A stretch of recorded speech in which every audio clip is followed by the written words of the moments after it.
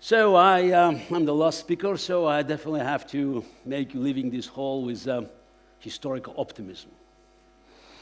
And I can do it, yeah. Because the subject I'm being asked to cover, is always clouded by doomsayers, by the predictions, the end of the world, machines are coming, Terminator, huh? Matrix, and other things. Yeah, but unless we are, totally brainwashed by Hollywood production, and we can still think, so we just should simply recognize that AI, these new intelligent machines, it's not a magic wand, of course, but it's not a Terminator. It's not a ticket to heaven, but it also doesn't open the gates of hell. It is not a harbinger of utopia or dystopia. At the end of the day, it's another technology that we, humans, have created. Of course, it's a little bit uncomfortable for us to think that something that we always believed would be the sacred area of this human domain. This is the cognitive process. It's being challenged by the machines. But again, it's a tricky question, and I'll try through this presentation to actually eliminate some of your fears, and also just to help you to be more objective. Because at the end of the day, we should not be too optimistic. You should not be thinking in despair. We just have to be realists. And again, remember, it's a technology that has been created by us humans to make our lives better. But as every technology, it brings good and bad. And by the way, it's historically, you go back in decades or centuries, technology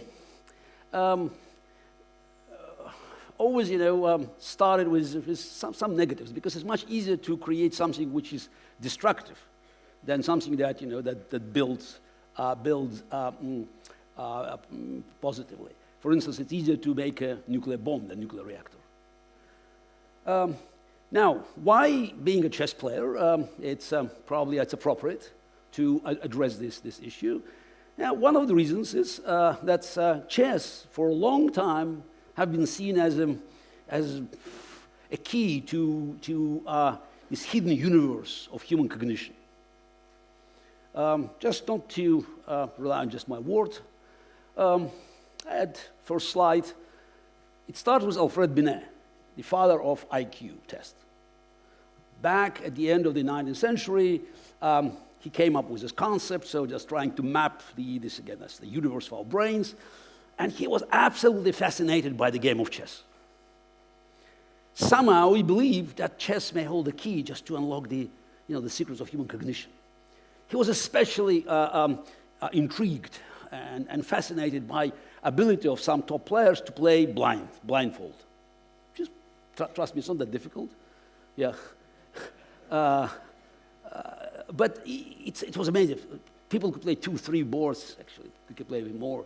But somehow he thought this could be the key. Absolutely flattering. Absolutely flattering. Frankly speaking, the aptitude for playing chess is nothing else than aptitude for playing chess, I can tell you.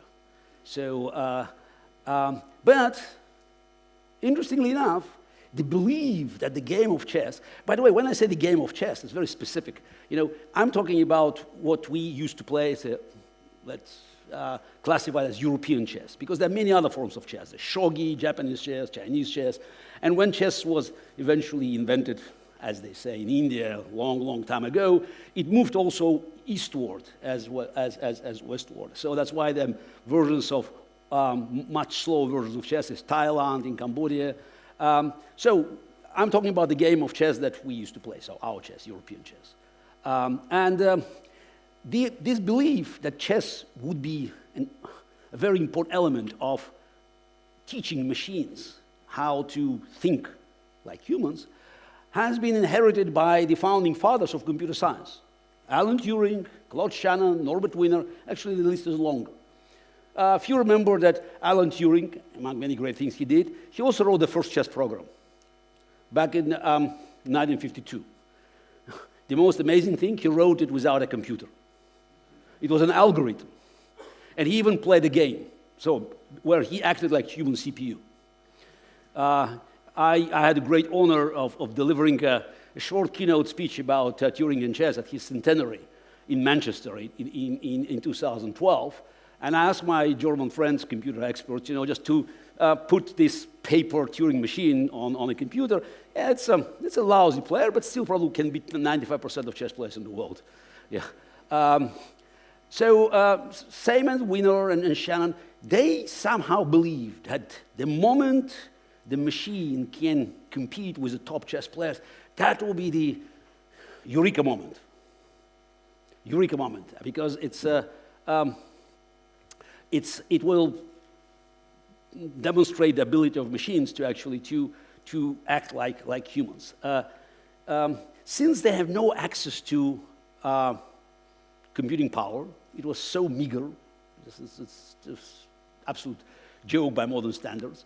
So they believe that to succeed, machines will have to somehow duplicate the way we think. So it's to move in parallel with our process.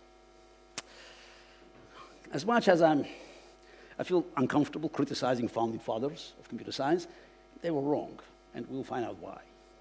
But this belief created, just some sort of it was even a movement or a challenge for next generations of computer experts to consider the scalp of the world chess champion as a kind of holy grail of computer science. And of course, there were other computers that they just, the smaller machines that played. And I believe that, judging from the average age of the audience, many of you probably played these computers that only knew how to play chess. Some of them probably played computers with my name. Huh? Yeah. So, and this is one of the experiences. So, back in 1985, in June, I played a very unusual simultaneous exhibition. Simultaneous exhibition is where a grandmaster goes around facing opponents. So the unusual, they're called unusual because though you can see people making moves, but my opponents were 32 these small computers that only could play chess. There were 4 leading manufacturers. Each of them had 8 computers, 8 models presented. So, I won all the games. By the way, that was not a surprise. The surprise would be if I lost or even if I drew one game. Because machines, they were nice toys, but couldn't match professional level. When I look at this picture, I almost cry because it reminds me of the golden age of human-machine relations. Machines were weak, my hair was strong. So that's 1985. 12 years later, I faced only one computer, and that was already fight for my life. Okay, not literally. By the way, this is 1997 match, and I always remind people that there was a rematch, because no, that's not fair. Oh my! How come? My apology. I don't know why it's happened. Oh. No, it's I don't know who it is.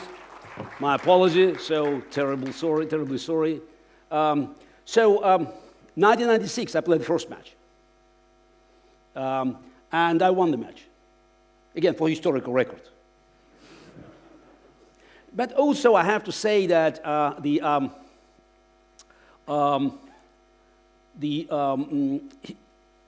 history of our playing with machines, it's a bit longer. Because already in 1989, computer, actually the prototype of Deep Blue, the program that has been developed by the same team from Carnegie Mellon University, Deep Thought,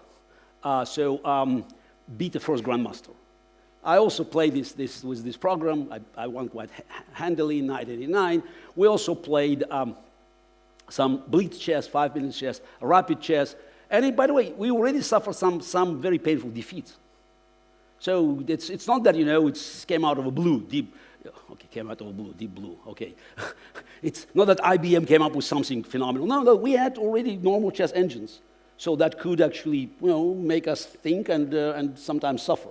But we made an interesting mistake because somehow we thought, it's rapid chess, 5 minutes blitz or 25 minutes chess. I mean, those are, this is chess where we have no time. And being pressed by time, we make mistakes. So if we play a long game, 6 hours, 7 hours, then we'll definitely win. Mistake, because we have more time, machine has more time. And that's, brings us to an interesting, just its analysis, how to compare this as human and machine chess. Because, again, machines, there's no way, machines cannot play a perfect game. According to Claude Shannon himself, the number of legal moves in the game of chess contains 46 zeros. 46. That's enough for any computer in the known universe for the rest of time. But machine doesn't have to solve the game of chess. And by the way, you can extend this rule to any other human activity. It's not about solving the game, it's simply about making fewer mistakes. That's it. Making fewer mistakes. What we should expect from machine, it's better performance. Was Deep Blue perfect? I mean, no, come on, of course not. It made fewer mistakes. Probably still in 1997, I could have won the match, but it's a long story, water under the bridge, so I lost the match. Now, after I lost this match, of course, I believe that, I earned my rights for a rematch because I won the first match, I lost the second one. Okay. It was a big triumph for IBM, so, and they made a good business decision not to play the match. Yeah, so, and again, I can hardly criticize them. They knew, the experts, that probably I would be still a favorite. And we kept playing matches. And until 2005, there was a competition. And I played 2 more matches in 2003, one against the Israeli program, one against the a German program. Both ended as a tie. But deep down in 1997, after I just, I spent time ruminating and licking my wounds, and I knew it would be over in the foreseeable future. So the question is, should we continue competing, knowing that the end is nearer, or we should start thinking about collaboration? So in 1998, I came up with a concept which, by the way, I rely on your words, because otherwise 7 minutes left. It's not enough for me. Okay, I have extra 10 minutes, I remember. Chess players should know how to manage time.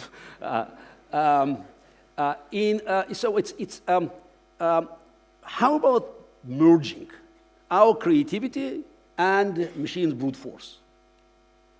And I came up with a concept I called advanced chess, where you have humans and machines playing against other humans and machines, it's a separate story. We don't have time, even with 10 extra minutes, to cover it. But it's very important what we found, that when you have humans and machines working together in the game of chess, the most important factor, it's not the strength of the grandmaster, of the human player, not the speed of the machine, but actually the ability to cooperate is a process. A weaker player with a slower computer can beat a stronger player with a faster computer if he or she will find the best way to maximize the effect. Because the trick is that, as I already said, machines cannot be perfect, but it's very important for humans to recognize that in many instances, take a number, 95%, whatever, machines can do a better decision. Question is, how do we find this remaining, whatever the number is, 5%, 4%, 8%, but let's recognize the fact. We will belong to the last few decimal places.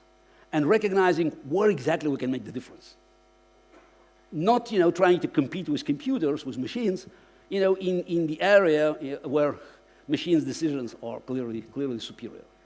So, it's going back to 1997. Actually, it was month of May, so 1997. So, I remember that at that time, I thought it was a curse that will ever, just haunt me. Today, I think it was a blessing, because I was a part of a very important experiment. Yeah, and now I earned my rights to actually to give this kind of lectures. Yeah, because I was the first knowledge worker whose job was threatened by a machine. Yeah. Now, of course, these days, everybody says now talks about ChatGPT. ChatGPT. Yeah, I enjoyed it. So it's so we believe that it helps. By the way, I'm not saying it's not helpful. It's phenomenal. It's great. You can just do your exams. You can have articles. But again, it's what is our relations with? It's how quickly it can analyze the information. And this is one important thing. What we find out that it's you can always it's not about tricking ChatGPT, but it's about formulating questions correctly. I think many of you know that the early versions, they had a glitch related to pi number. It's you can always ask it about the last 10 digits, and it will give you an answer. It simply didn't understand that it was an irrational number. Somebody actually helped to fix it. Again, humans helped to fix it. Now it's no longer, give the stupid answers. It's an irrational number.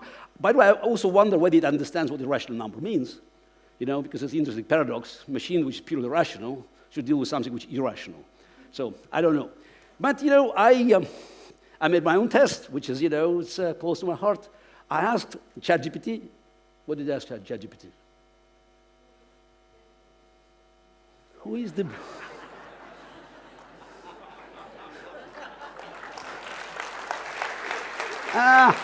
Wait. This. It's not a punchline. It's a long answer. Determining the greatest chess player is like a professor. Have you read it? Don't make this just this long, protracted explanation. I want a simple answer in one word.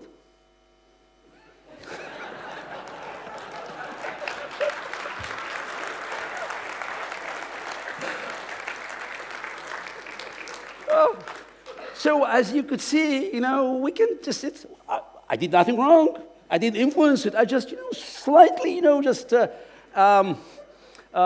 changed, adjusted the question.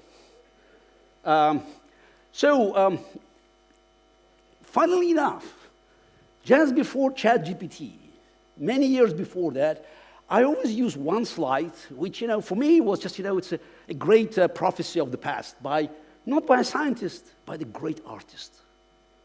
And now, he proved to be correct. Only answers. And as a great artist, he knew that the questions were a beginning. It's exactly how we start. So now probably it gives you a little bit of just as a better understanding. So how we can actually manage it. So how can we preserve our unique role? Because the idea is, what's now being human, and are we still relevant?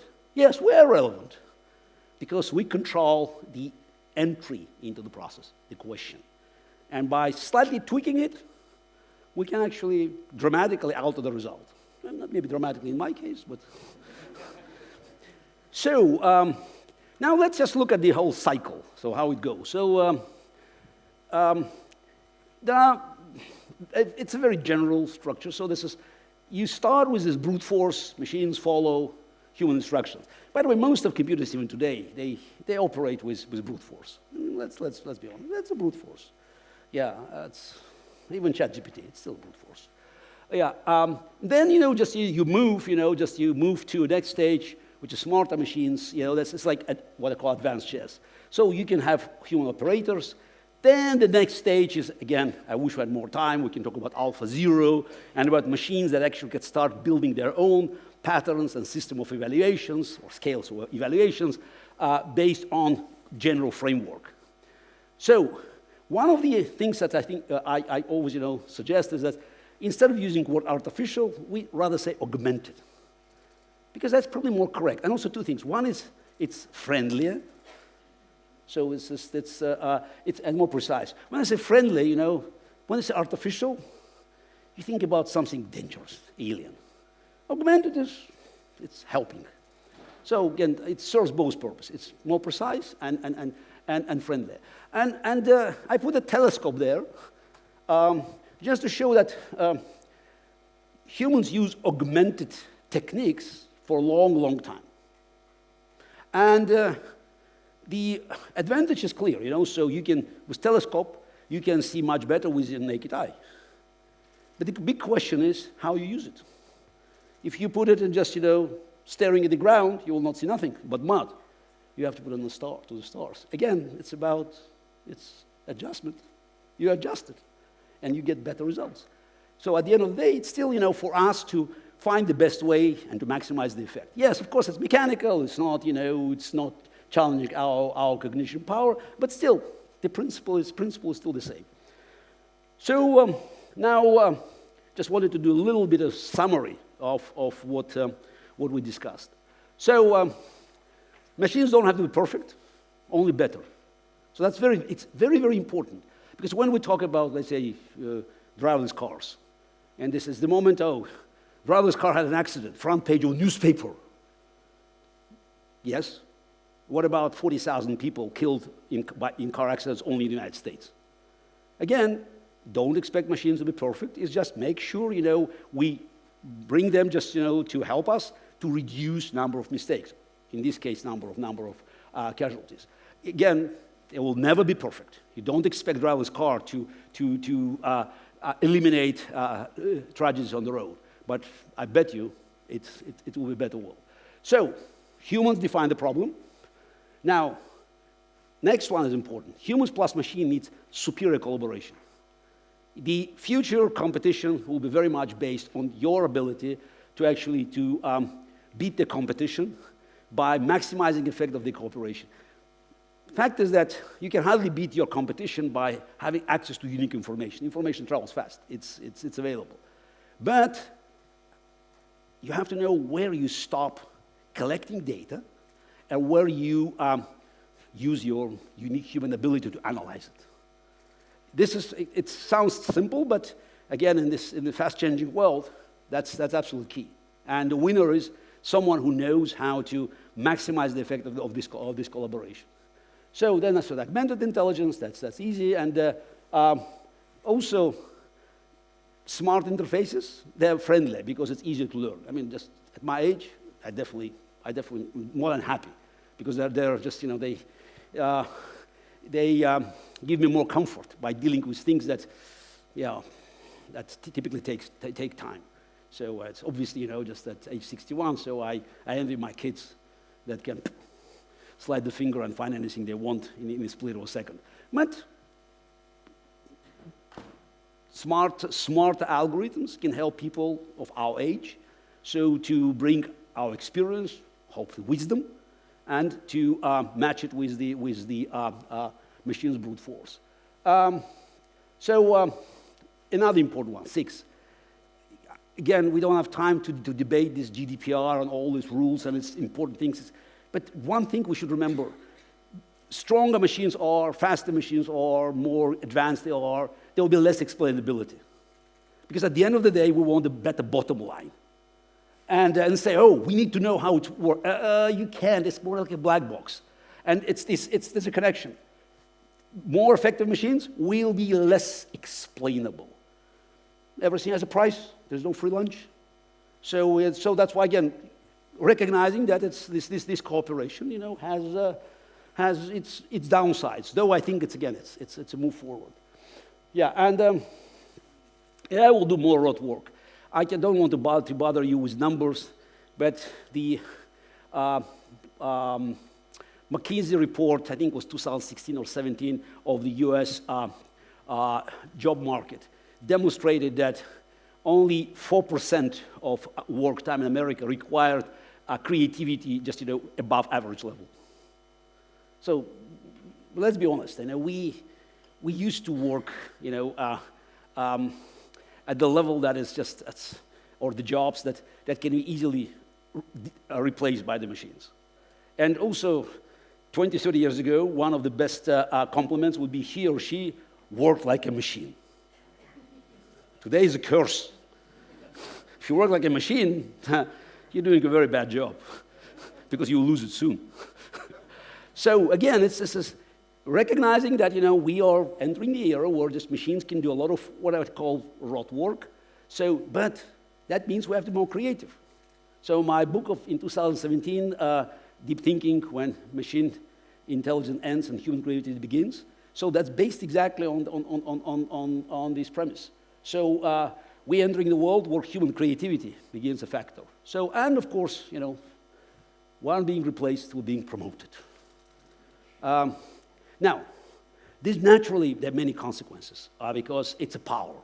And those who are so much concerned about this power being used to harm us, they can say, yes, but it's not about machines. Again, I never, by the way, understood why machines should harm humans. So let's leave it with Hollywood production. But it's about bad actors. The problem is not, machines hunting us, but it's dictators, terrorists, and thugs having their hands on the machines and just doing us harm. Humans still have monopoly for evil. Let's confess. So that's why, again, it's about competition. The good news is that in this competition, so we are ahead. When I say we, I'm talking about the free world. We're still ahead of all this, the unfree world. Those who doubt it, because you hear stories, oh, we're going to be surpassed. China, whatever. China gave us a virus. America gave us a vaccine. That's a simple answer. And by the way, China, even having 6 months gap, six month head start, never came up with a good vaccine. So it's one example, but many others. So free world always has an upper hand because free people, historically, they were ahead in any competition. And again, I don't want to overwhelm you with numbers, but the simplest explanation is that in the free world, you are not afraid of making a mistake. And that's, by the way, what could paralyze even most creative people in unfree world. I grew up in the Soviet Union, so I have a first-hand experience. In the free world, okay, you can make mistakes. So this is and that's why you can have many startups. Central planning economy doesn't work this way. They are more than happy to fund 1,000 enterprises, but they have to know exactly which one is Google. Doesn't work this way. So since we started with I started with Hollywood production, I thought that we can just revisit it or just actually end this conversation with a sample, and it may have very interesting twist. By the way, one picture is real. It's 2003, so I was in the office of the Terminator, so in California, so we even played chess, yeah, because he had, we moved the pieces. Yeah, he believed chess was good for education, and all his kids, studied chess, and we just, we made this picture, so, and it ended up in a very quick draw. I was not so stupid to beat the Terminator. Now, you can recognize all of them, yes? All these, the original Terminator, 1994, and then 1991, I think, yes, there was the second one, and then I'm not sure about the third one. So why it's here, you think? Because it looks like it contradicts what I've been saying. The first one,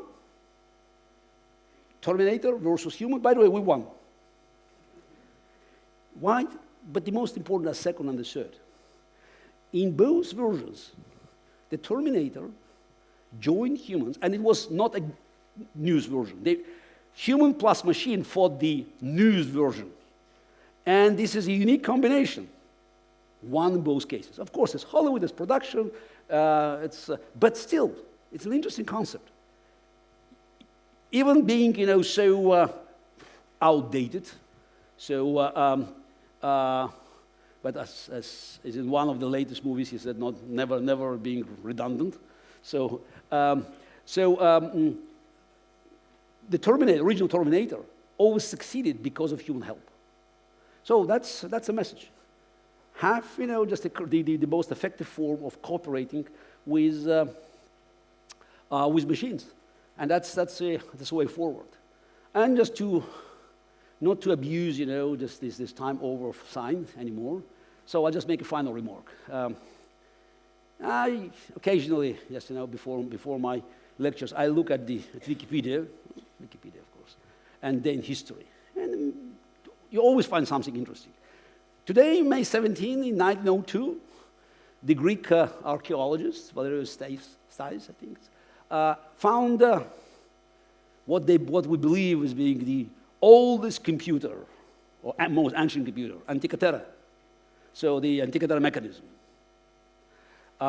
They argue whether it was in 2nd century BC or first. That's just, I'm not sure they know exactly what they're talking about, but it's old, and it's primitive by our standards, but still it's a phenomenal mechanism. So this analog computer just calculating the positions of the stars. Of course, it was brought to life by the last Indiana Jones movie, Dial for Destiny. So, and they even brought Archimedes, though this again, according to official research, they don't match. But again, it doesn't matter. So this is what I saw that because this Archimedes, Antikythera, what's one of the most famous phrases that is being assigned to Archimedes that, okay, find me, I'm not sure again, but that's exact translation, find me the place to stand and a lever, and I will move the whole world. That's probably one of the versions. What I thought is that the AI is not a magic any more than a lever. It's our leverage. So, and it's a leverage to amplify our physical, our intellectual strengths, the same way as the lever amplifies our physical strength. So it's only for humans to decide. It's kind of a human's art of strategy, to decide how and when to apply this leverage. So that's why I hope I gave you some optimism before this weekend, and just said, let's look into the future with a smile. Because at the end of the day, it depends on us. So machines are not going to decide the future. We will. Thank you.